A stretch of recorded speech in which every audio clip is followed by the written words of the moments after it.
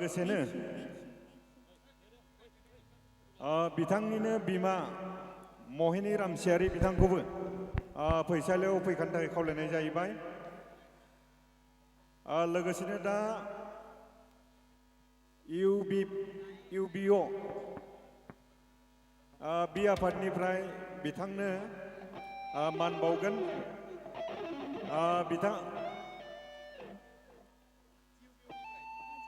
नैबे बिथाङा जाहैबाय उदय गयारी। बिथाङा मोनसे थिएटार दंमोन, दा दुखु थाबाय बिथांनि थिएटारा गैलिया, अब्लाबो साननैसोनि उनाव बिथांनि थिएटारखौ नुफिनगोन होननानै आसा खालामनाय थाबाय। गोजोननाय थाबाय सार। दा लोगोसेनो जोंहा दङ जोंनिनो जायगानिनो सासे मुंदांखा लिरगिरि बेनेन सिं कछारी। बिथाङाबो बिथांजोनो मान बावगोन। बिथांखौ मान बावफैनो थाखाय खावलायनाय जाहैबाय। बिथाङानो जाहैबाय बेनेन सिं कछारी।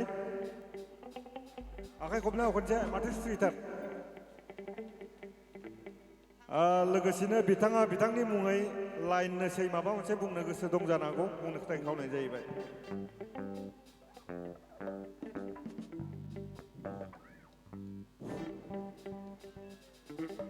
कक्लाबारिनि नैबे राज फुजायाव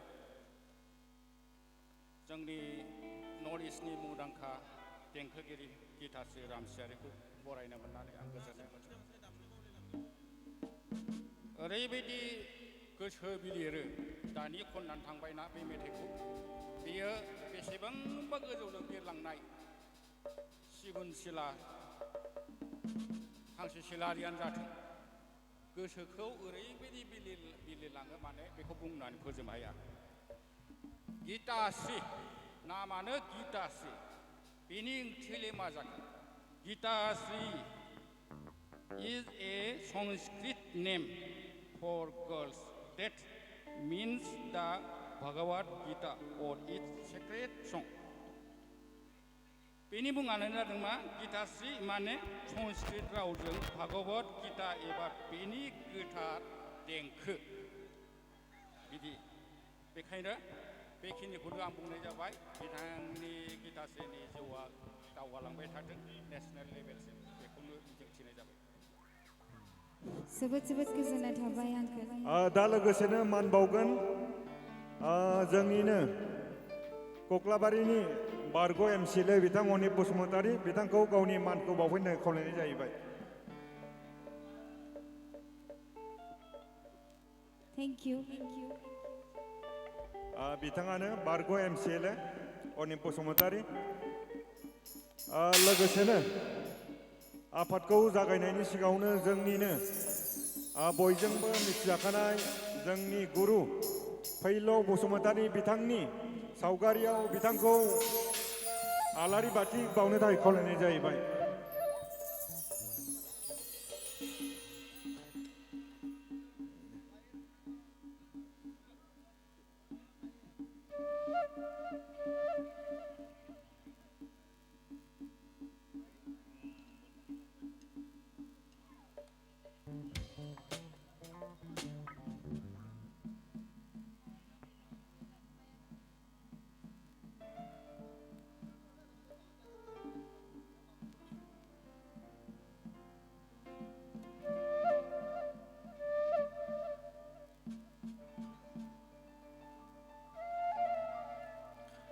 बिथाङा फैलाव बसुमतारीनि सावगारियाव आलारि बाथि सावबाय।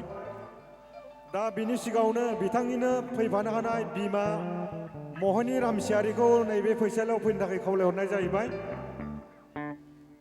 बिथांनिनो बिमा महिनी रामसियारि बिथांखौ नैबे फैसालियाव फैनो थाखाय जों खावलायनाय जाहैबाय।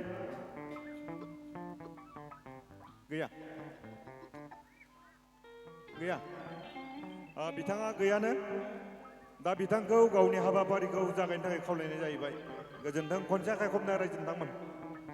बेवहाय कक्लाबारियाव नोंथांमोननि गेजेराव आङो नुजाथि फैनो मोननानै जोबोद गावखौनो गोग्गानाय मोनदों आरो इसेबां नोंथांमोना आंखौ अननाय इमान अननाय होबाय आं सानाखैमोन इसिबां बेहाय फैनानै इसिबां अननाय मोनगोन होननानै बिनि थाखाय आङो गोसो गोरबोनिफ्राय रोजा रोजा साबायखर जासिहरनाय थाबाय आं बारा बाथ्रा बुंबाय थाला आङो जिहेतु नोंथांमोनाबो गोबाव सम नेनानै दङ बेवहाय बिनि थाखायनो नोंथांमोननिसिमबो आंनि गोसो गोरबोनिफ्राय रोजा रोजा साबायखर जासिहरनाय थाबाय दानिया मिथिखानाय बायदिब्ला जोंनि आदै फैलावाबो जोंनि गेजेरनिफ्राय जोबोद थाबैनो गोमालांबाय आरो लोगोसे आसामनि बा वर्ल्डनिनो बुंजागोन दा जोंनि हार्ट रक आदा जुबिन गार्गआबो जोंखौ जोंनि गेजेरनिफ्राय गोमालांबाय स' बिनि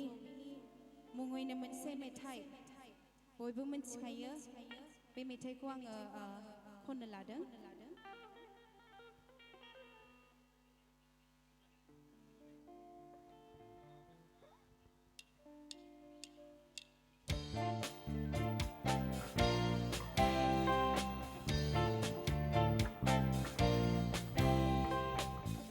সকলো একেলগে গামনে আমি